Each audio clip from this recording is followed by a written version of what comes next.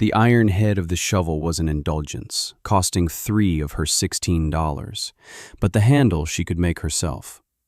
She chose a straight-grained piece of ash from the woodpile, its pale surface smooth and cool against her palms. For 2 days she worked it with her father's draw knife, the blade whispering as it peeled away fine, fragrant curls.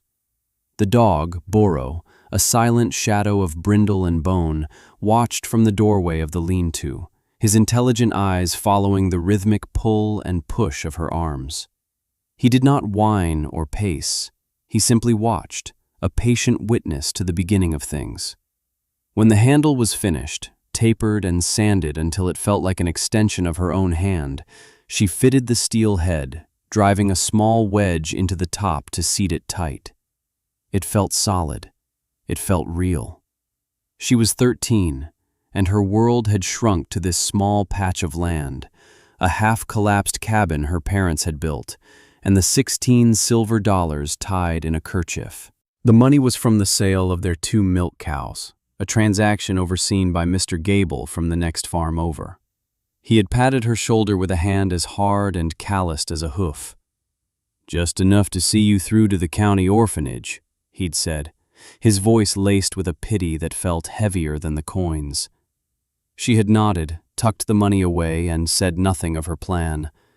Words were expensive and easily wasted. Her plan was in her father's journal. It was a small leather-bound book filled with his precise, angular script, diagrams of trusses and joints, and observations about the wind. He had been a builder of bridges, not houses, and saw the world as a contest of forces, load and resistance, pressure and shear. On the last page, drawn the week before the fever took him and her mother, was a design for a cellar. It was not like the others in the valley, simple pits for potatoes and carrots. This one was different. It had an angled entrance, a deep, cold sink, and an integrated woodshed built over the top, designed, as he wrote, to use the wind as a broom, not a hammer. With the new shovel, she broke ground. The spot he had marked on his hand-drawn map of their acre was a gentle slope 50 feet behind the cabin. The late summer sun was hot on her back, and the earth was dense, a mix of clay and stone that fought the shovel at every turn. Burrow moved from the shade of the lean-to the shade of a lone oak, his head on his paws, watching. By noon, her hands were blistered. By dusk, the hole was a ragged rectangle, 10 feet by 12, but only a foot deep. Her back screamed with a low, hot fire. She ate a cold biscuit, shared a piece with Boro, and drank deeply from the bucket she'd hauled from the creek. Mr. Gable stopped his wagon on the track that ran past her property. He was a thick, weathered man whose certainty was carved into the lines around his mouth. He watched her for a long moment, his eyes narrowed against the setting sun. "What are you doing, child?"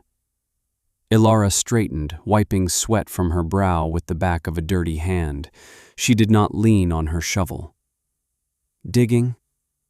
"I can see that," he said, a note of impatience in his voice. "That's a hole for a grave, not a root cellar. What fool thing are you trying to build?" She looked at the shallow pit, then back at him. "A cellar." He laughed, a short, harsh sound.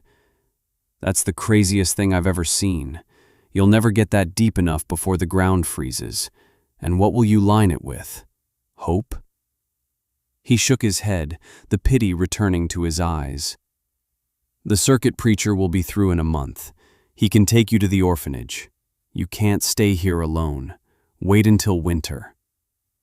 "I have a plan," she said quietly. "A plan," he repeated, as if the word were a foreign delicacy he didn't care for. He clucked at his horses, and the wagon creaked away, leaving a cloud of dust that settled slowly over her work. She watched him go, then drove the shovel back into the unyielding earth. The sun dipped below the ridge, painting the sky in bruised shades of purple and orange. Boro came and nudged his wet nose into her hand. a silent vote of confidence. This was her home.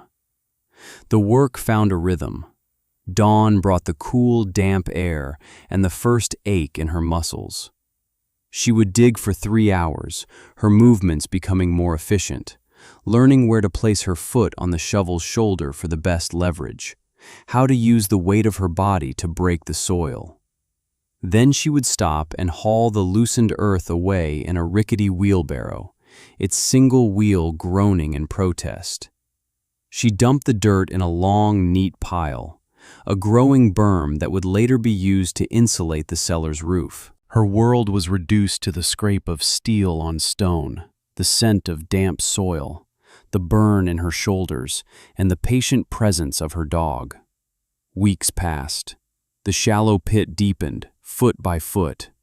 The air grew crisper in the mornings, and the leaves on the aspen trees down by the creek began to turn, their edges fringed with gold. She was no longer just digging, she was shaping. She kept the walls as straight as she could, checking them with a plumb line fashioned from a rock and a piece of twine. At 4 feet down, she hit a shelf of rock, a granite rib of the mountain that refused to yield. For a day, she chipped at it with a hammer and a cold chisel, the ringing of metal on stone the only sound in the quiet valley. It was slow, frustrating work that sent stinging vibrations up her arms. Leo, the blacksmith's son, found her there. He was 16, with kind eyes and hands permanently stained with soot. He didn't approach with pity or mockery, but with a quiet curiosity. He stood at the edge of the excavation, watching her strike the chisel. "That's hard work," he said, his voice gentle. Ilara paused, her arm trembling with fatigue. She nodded, not trusting herself to speak. "My father has a star drill," he offered, "and a heavier sledge. It would go faster." She looked at him, then at the few dollars she had left. "I can't pay." "It's not for pay," he said. "Just let me help. I've never seen a cellar dug like this." He returned an hour later with the tools. He was strong, and the heavy sledge striking the drill made a satisfying thud that echoed off the hills. Together, they broke through the rock shelf by evening. He never asked about her parents, or the orphanage, or why she was doing this alone. He just worked, his presence a quiet comfort. When they were done, he handed her a small water skin. "What are you building?" he asked, his question a mirror of Mr. Gable's, but without the judgment. "A place to keep the wood dry," she said. It was only part of the truth, but it was enough. He nodded slowly, looking at the precise angles of the hole, the neat pile of excavated earth. "I think it'll work." His words were a balm. He was the first person to believe. When he left, Boro, who had watched the boy with cautious interest, licked her hand and then rested his chin on her knee, a rare display of affection. She had spent $5 more on lumber, planks for the door and framing for the entrance, and a box of nails. The cellar was now 8 feet deep, a cool, dark space that smelled of earth and stone. The next phase of the work began, building the structure that had earned Mr. Gable's scorn. Following her father's diagram, she built a heavy timber frame around the entrance, sinking the posts deep into the ground. The entrance did not face the cabin, but was angled away from the prevailing winter wind, a detail that seemed trivial, but which the journal insisted was critical. Over this frame, she built a roof, a steep pitch on the windward side, and a gentler slope on the leeward. This was not the roof of the cellar itself, but a shell over its entrance. It extended 10 feet out, creating a covered breezeway. She laid thick planks over the rafters, leaving a deliberate 6-inch gap between the top of the roof and the earthen slope behind it. Mrs. Gable came by one afternoon, carrying a small pot of stew. She was a kind woman, but her kindness was woven with worry. She looked at the strange, half-finished structure, the gap at the back, the odd angle. "Child, that roof has a hole in it. The snow will get in." "It's for the wind," Elara said, hammering another nail. "The wind?" Mrs. Gable's brow furrowed. "The wind is what you want to keep out. You'll freeze in here. This whole thing, it's not right. It's not how things are done." She set the stew down. "Mr. Gable says the first heavy snow will flatten it. He's worried for you." "It will hold," Elara said. Burro, sensing the woman's anxiety, stood up and pressed against Elara's leg. The woman sighed, a sound of weary defeat. "You are as stubborn as your father was." She left without another word, the stew a silent offering of her concern. The final element was the wood. She spent a week cutting and splitting the deadfall oak and pine on her property. Her axe, another purchase from her dwindling funds, was small but sharp. She learned to read the grain, to place the wedge just so. The pile of split logs grew steadily. She didn't stack it against the cabin, as everyone else did. Instead, she began filling the covered space she had built. She stacked the wood meticulously, leaving channels for air to circulate, just as the journal instructed. The wood filled the breezeway, creating a dense but breathable wall. The structure no longer looked like a frame with a roof. It was a solid, wood-filled shelter leading down into the earth. As the last of the wood was stacked, Mr. Finch, who owned most of the valley, rode by on his fine horse. He was a man who measured the world in tidy fences and productive fields. He stopped and stared at the mound of earth with its strange wooden appendage. "What is that eyesore?" he demanded, his voice carrying the easy authority of wealth. "It looks like a collapsed mine." "It's a cellar," Elara replied, her voice flat. "It's a mess," he corrected, "an unstable pile of dirt and scrap. When that thing gives way in the spring thaw, it will send a river of mud right into Gable's lower pasture. I want it gone by then." He didn't wait for an answer, simply wheeling his horse around and riding off. The first snow came in late October. It was a light, dusting fall that melted by noon, a gentle warning. Elara used the last of her money to buy flour, salt, and beans. She had her cellar full of potatoes and carrots traded for a day's mending work, and her woodshed was full. She had done all she could. The nights grew longer, colder. The wind began to whisper through the bare branches of the trees, a lonely, keening sound. Burro now slept inside the cabin, curled on a rag rug by the small stone fireplace. Sometimes, in the deep of the night, he would lift his head and issue a low growl at the sound of the wind, a sound only he could hear. The community watched her. They saw the wisp of smoke from her chimney, saw her small figure moving between the cabin and the strange mound. They whispered among themselves. It was a tragedy waiting to happen. The poor, orphaned girl, lost in her father's foolish ideas, about to be swallowed by a real mountain winter. They were not cruel, but they were practical people, and what she had built defied all practicality they knew. They waited.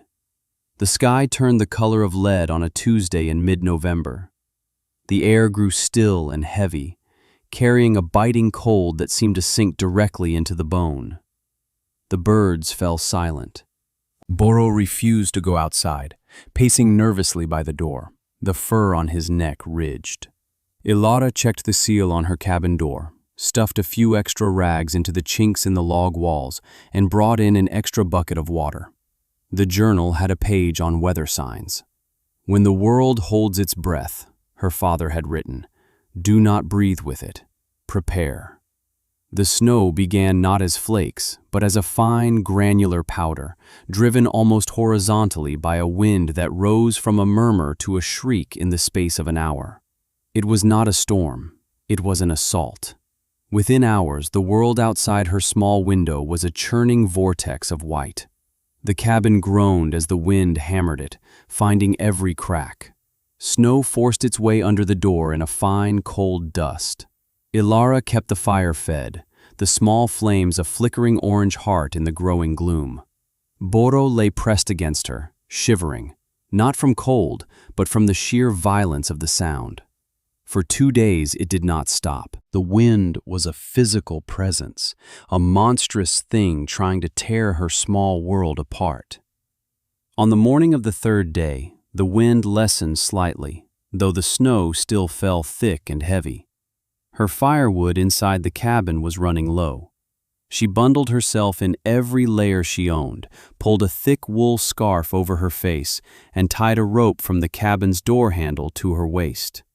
Holding the other end, she opened the door. The world was gone. A solid wall of white stood where her yard had been. A massive drift, sculpted by the wind, had buried the front of her cabin halfway to the roof. But her destination was not out the front. It was out the back, toward the cellar.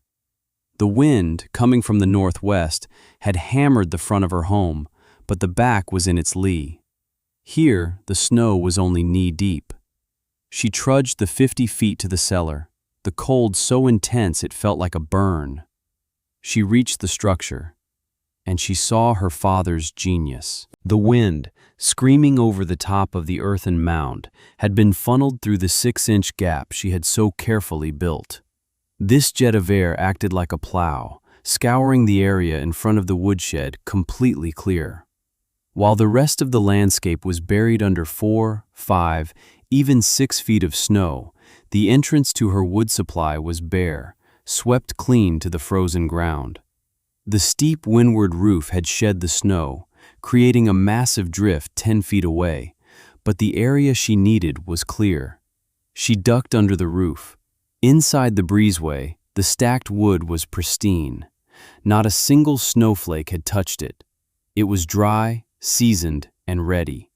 The air inside was still and cold, but silent, the roar of the storm muted by the tons of earth and wood surrounding her. She gathered an armload of split oak, her breath misting in the frigid air. It was not a struggle. It was not a desperate fight against the elements. It was a simple chore. She walked back to the cabin, the dry wood heavy in her arms, and the truth of it settled into her. A quiet, solid warmth. It had worked. Inside, she fed the fire. The dry oak caught immediately, spitting and crackling, throwing off a wave of potent heat. Boro, who had watched her leave with terrified eyes, thumped his tail against the floorboards and rested his head on her lap as she sat before the hearth, soaking in the life-giving warmth. Outside, the storm raged on, but inside her small cabin, there was security. There was fire. There was life. The storm lasted another full day before finally breaking. A weak, watery sun revealed a landscape transformed, a world buried and silent. The snow was piled in immense, sculpted drifts, beautiful and deadly. Her own cabin was a small island in a sea of white, connected by her lifeline rope to the mound of the cellar. She knew the rest of the valley would be in trouble. Their wood piles, stacked against the north walls of their homes for convenience, would be under 10-foot drifts. Their sheds, with conventional roofs, would be buried if they hadn't collapsed. It was Leo who came first. He appeared late in the afternoon, a ghostly figure on snowshoes, his face rimmed with ice, his breathing ragged. He collapsed against her door. She and Boro helped him inside, half dragging him to the fire.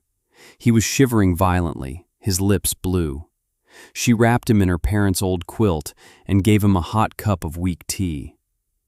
"The smithy," he finally managed to say, his teeth chattering. "The roof. A section gave way. The wood we had inside is soaked. The main pile. It's under the drift from the roof. We can't get to it. My mother, she's burning the furniture." Ilara looked at him, at his chapped, desperate face.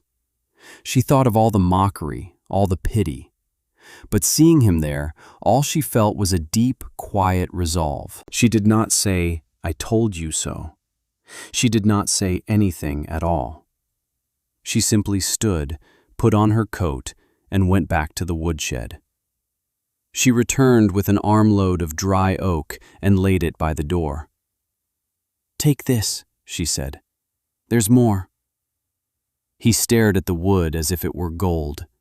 Then he looked at her, and his eyes filled with a mixture of awe and shame. "How?" he whispered, gesturing to the wood. "How is it dry?" "The wind," she said simply. He took the wood, and then he took her hand, his own still cold. "Thank you, Alara." He struggled back to his feet. "The Gables, they're worse off. Their woodshed collapsed, the whole thing." He left, and an hour later a new figure appeared, struggling through the deep snow. It was Mr. Gable. He looked 10 years older. His face was gray with exhaustion and fear. He did not meet her eyes.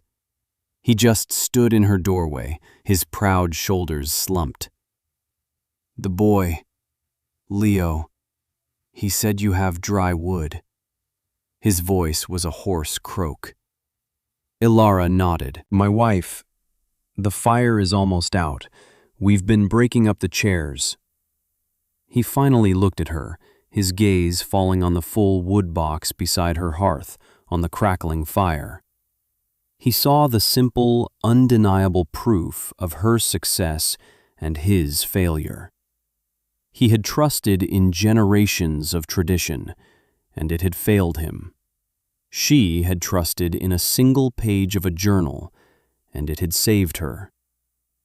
"Please," he said, the word a shard of glass in his throat. She went to the shed and brought back a load of wood. She offered it to him. He took it, his big, calloused hands clumsy. He looked around her small, warm cabin, at the sleeping dog, at her calm face. He saw not a foolish child, but a survivor. He saw the wisdom he had dismissed. "I was wrong," he said, the words heavy, momentous. He turned and trudged away, the precious, dry wood cradled in his arms like a newborn child. Soon others came. Mrs. Gable, her face streaked with tears, bringing an empty bucket and leaving with it full of wood. The Finleys from down the creek. Even a few farmhands from Mr. Finch's estate sent by his foreman. Her cabin became a way station, a source of life in the frozen world. She gave to all of them, her movements steady and sure, hauling wood from the miraculous shed. Boro sat by the door, a quiet observer to the parade of humbled, desperate neighbors. He no longer growled. He seemed to understand that these people were not a threat, but supplicants. By the time the thaw came a week later, a quarter of her winter wood was gone, given away. But something else had taken its place. The wall of isolation and pity that had surrounded her had melted away. When the men of the valley finally dug themselves out, they came to her cabin not with advice or scorn, but with tools. Mr. Gable, his face still grim but his eyes clear, led them. "This cabin," he said, his voice rough but respectful. "The chinking is weak. The roof needs reinforcing." He looked at her, a question in his eyes. "If you'll let us." She nodded.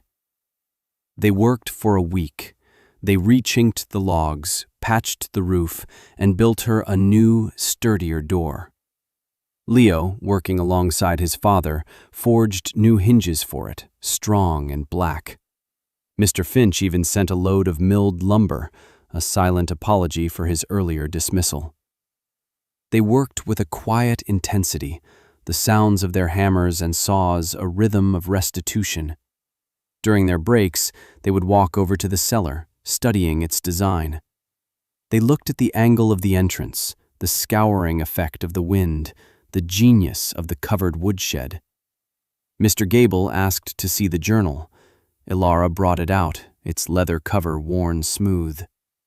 He turned the pages with a reverence usually reserved for a Bible, his finger tracing the elegant script and the precise diagrams.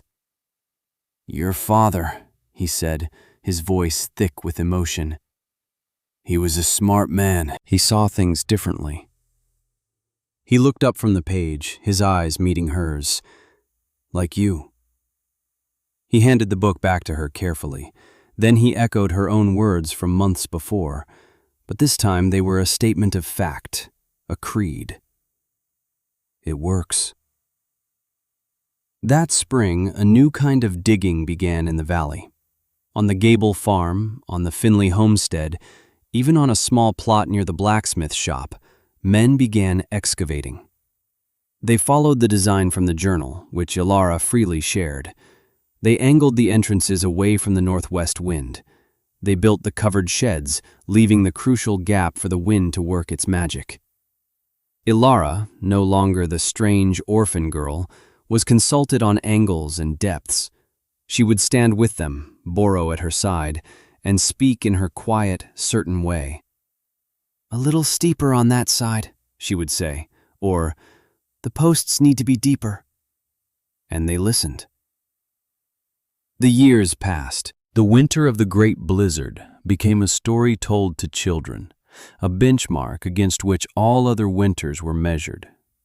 The strange, earth-covered mounds with their wood-filled mouths became a feature of the valley, as common as barns and fences. They were called Ilara Cellars, a name that stuck. The valley prospered. No family ever again faced a blizzard by burning their furniture. The knowledge had saved them, and it had come from the quietest, most stubborn girl they had ever known.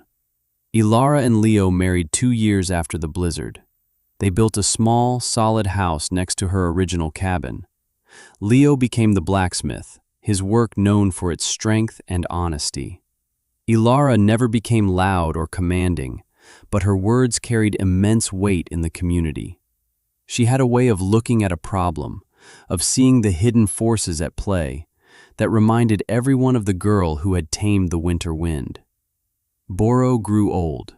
His brindle coat became shot through with gray, his muzzle white. He moved more slowly, his joints stiff, but his eyes remained as intelligent and watchful as ever. He spent his days sleeping in the sun that streamed through the window of the new house, or lying on the cool earth of the original cellar mound. One autumn evening, when the air was crisp with the promise of coming cold, he laid his head in Ilara's lap as she sat by the fire, gave a soft sigh, and did not wake up. Ilara and Leo buried him on the small rise behind the cabin, overlooking the cellar he had watched her build. They placed a simple fieldstone at the head of the grave. There were no words, just the shared silence of a long and faithful companionship come to its gentle end. The loss was a quiet, hollow ache in Ilara's chest, the closing of a chapter that had begun with just the two of them against the world. Decades flowed by like water in the creek. Ilara's hair turned the color of snow. Her hands, once blistered and raw from the shovel, were now wrinkled and deft, teaching grandchildren how to set a stitch or read the grain of a piece of wood. She taught them the stories from her father's journal, not just the diagrams for the cellars, but his thoughts on patience, on observing the world with quiet attention, on the strength of a well-designed plan. She became the valley's matriarch, its living history, a testament to the power of quiet persistence. She died in her sleep on a calm winter night, the kind of night she had helped her community prepare for. She was 82 years old. The entire valley turned out for her funeral. They buried her on the rise, next to the simple stone that marked Boro's grave. Mr. Gable's grandson, now a respected elder himself, carved her headstone. It was made of the same gray granite she had once chipped through at the bottom of her pit. The inscription was short, just as she would have wanted. Ilara, she built for the storm. Long after she was gone, the original cellar remained. The timbers of the woodshed grayed and became covered in moss. The earthen mound softened, its edges blurring into the slope of the hill. It looked less like a structure and more like a natural feature of the land, a hollow hill that breathed with the seasons. But it was still used. Her great-grandchildren, young and strong, still stacked their winter wood under its protective roof. One crisp autumn afternoon, a young woman with Alara's quiet eyes and a determined set to her jaw stood surveying the full woodshed. Her husband, a young man with soot-stained hands, joined her. A brindle dog, a distant descendant of Boro, sat at their feet, watching them with intelligent eyes. "It's a good supply," the young man said. "Should be enough." The woman nodded, running a hand over the weathered, mossy frame of the entrance. She felt the history in the wood, the deep, abiding strength of it. The sky was turning a familiar shade of lead, and the air had grown still and cold. The world was holding its breath. "It will be," she said, her voice a quiet echo of a promise made long ago. "We're ready." They turned and walked back to their house, the dog trotting faithfully behind them. The old cellar stood silent guard, a legacy of earth and wood, a monument not to a single act, but to a life of quiet, unyielding preparation. The wind was beginning to rise, but here, in this valley, it was no longer just a hammer. It was also a broom.